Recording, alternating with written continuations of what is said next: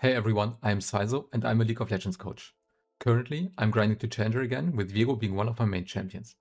I asked the Viego main community on Reddit to let me know what kind of themes they are interested in, and will make an educational video series covering these themes. Today, we have a look at the comment asking about Viego's situational builds, so in this video, I will give you a deeper understanding about Viego's item builds and also explain my rune choices for Viego in detail. I guarantee you there will be many information you didn't even know about.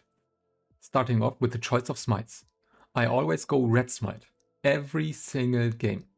Blue smite was nerfed in season 16 and red smite damage got buffed to 5%.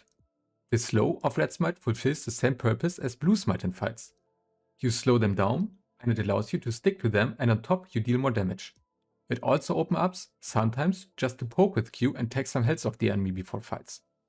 Since the damage for clearing camps now heavily lays in the jungle pets, sprinting through the jungle and taking the enemy jungle on top is not that viable anymore as it used to be some time ago, which was the true power of blue smite. And last but not least, with season 16, every smite, when upgraded, grants bonus movement speed to the jungler.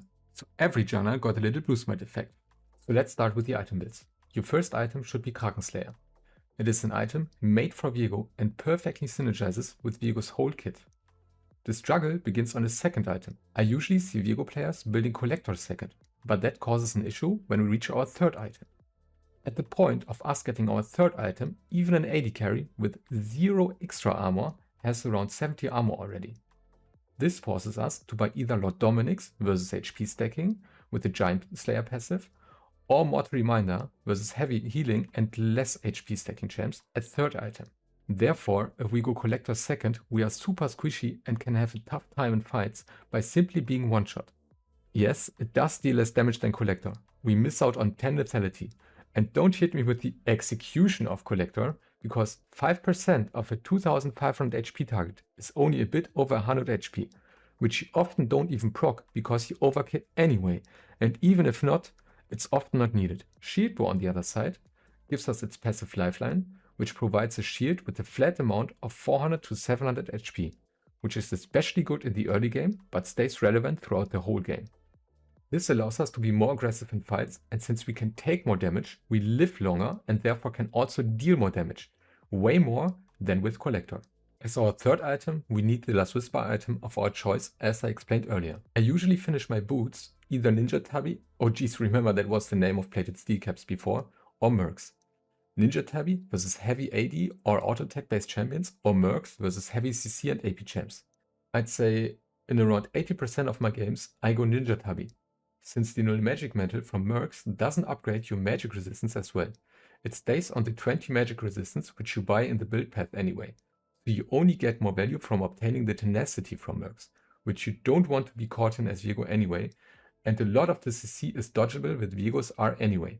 Ninja Tabi do give 10 extra armor and the passive of reducing incoming auto attack damage by 10%, which is quite handy and can even be super strong versus certain champs. The fourth and fifth item on Viego are dependent on the given situation. Generally, GA is the way to go, since this is the time when games are about to be close and it allows you to play even more aggressive in teamfights. When playing versus a Caitlyn, going Death Dance instead is also viable, since Caitlyn can just trap your revived body. You can also build Death Dance on top of GA if the enemies have a lot of AD champs, or if you feel like you lack damage to one-shot the crucial target, you can buy Infinity Edge for more crit damage. When GA is on cooldown and you are maxed out on gold and items, you can also swap it out and buy a Collector, which is kind of funny because Collector is usually an early game item, and I just ranted against Collector earlier, but with the E together, it grants Viego 100% crit chance and is the best left option for a crit item on Viego. For magic resistance, there really aren't any good items that Viego likes to have at all. So if the enemies are full AP and you don't really benefit a lot from the armor of GA, just go full crit with the E and Collector and one-shot the AP threats before they can take you down. Now let's get to the second part of the video, Viego's runes. Our primary tree is the precision tree. We take Conqueror, Triumph, Legend Alacrity and Coup de Grace. Viego can fully stack Conqueror with a single combo, he loves the raw AD, and the healing is also not bad.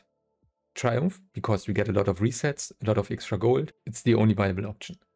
Legend Alacrity, because Viego loves to have the attack speed as an auto attack based champion, we don't really need the haste or the lifesteal.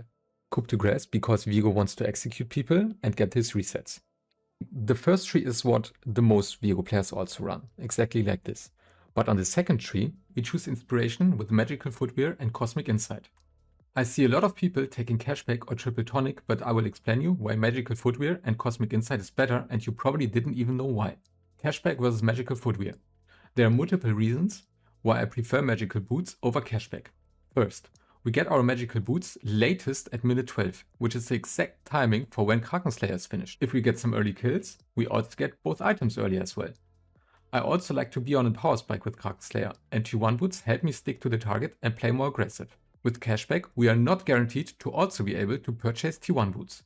Second, cashback was nerfed a while ago, and it is not that oppressive anymore.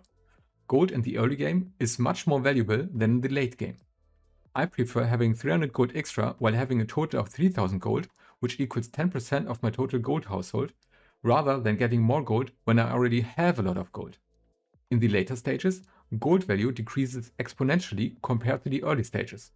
You will also be able to farm gold way faster, and the games will be decided until then. Third, there's a soft movement speed cap at 450 movement speed. Until 450 movement speed, any movement speed you buy, you get the full value.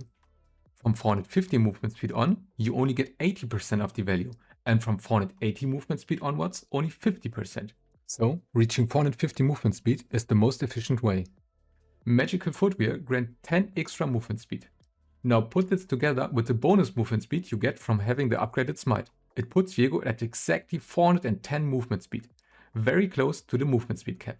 As mentioned earlier, this is also part of the reason why I sit on magical T1 boots until I have my 2 or 3 items. I rather spend my gold into more meaningful items unless certain upgraded boots are super valuable versus the enemy team. Let's wrap it up with why I choose Cosmic Insight. I believe many people just copy runes from other people but do not have a detailed idea about it. Cosmic Insight opens up a couple of benefits. Junglers usually use one smite for the first clear and the second smite either on the 5th camp or for the scuttle. If you run Cosmic Insight, you will have your third smite up at 323, which allows you to smite both scuttles just on time. If they are contested or if the enemy jungler started at the regular camp, for instance Raptors, you can smite the respawn camp. If the enemy jungler does not run Cosmic Insight, he will have his third smite up at 3 minutes and 50 seconds, which leaves either one scuttle or potentially his first respawn camp vulnerable. The same logic is for the second smite, by the way. With Cosmic Insight, you have it at 207, without at minute 220. This opens up an inlet at the 5th camp, which the enemy jungler cannot contest if they do not run Cosmic Insight. For instance, the red buff. So if you see the enemy jungler not running Inspiration or Cosmic Insight, you have more windows to get an advantage. Then, of course, getting the flash cooldown lowered is crucial for Viego, since he likes to flash W engage on people. So having flash up more often is nice as well. As rune shards, I run attack speed, adaptive force and scaling HP, but this is very basic and not much to say about it. If you have any wishes for what I should also cover explaining, no matter the champ or the role, just write a comment. You can also book private coaching sessions with me via Discord. The links where to find me are below the video. I hope that you enjoyed the video and could learn something.